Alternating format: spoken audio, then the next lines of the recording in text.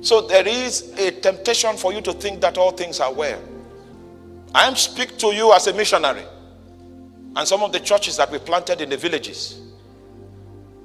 Our pastor, one of our pastors was in the farm and they killed him because he's a Christian. We didn't even find his body to bury. It would have been honorable for us to pick his corpse. We didn't find it till today. And you must have heard that 200 of my people were killed while I was in Canada. 200 in my city.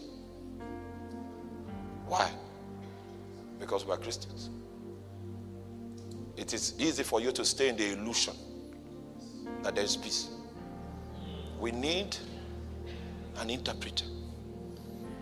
We need functionaries that can clearly say what God is doing when you have the burial of 200 people to do. Because the doubts will come and the mockers too will come. You will need an interpreter to show up and bring perspective. Where's God in all this? I know you've not been there. You've not been moved to the brink. But this man had to bring clarity. Because everything that God was investing through his spirit was about to suffer loss. This interpreter is in short supply. This interpreter is an expert in the ways of appeasing God and moving people to the place where they have right standing so that God can have mercy on them. Next verse. Then you see the results. That guy that we're reading about, his bones were already sticking out. The mouth of the grave had opened to receive him. Then suddenly a messenger shows up. Suddenly an interpreter shows up.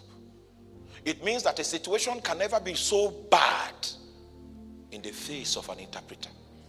Death will look like swallowing the entire situation. But when you have an interpreter, oh my God. Oh my God. So he was operating that day in the capacity of an interpreter. And he brought the counsel of God and took away the platform of the mockers. The move of God prospered because that man spoke that day.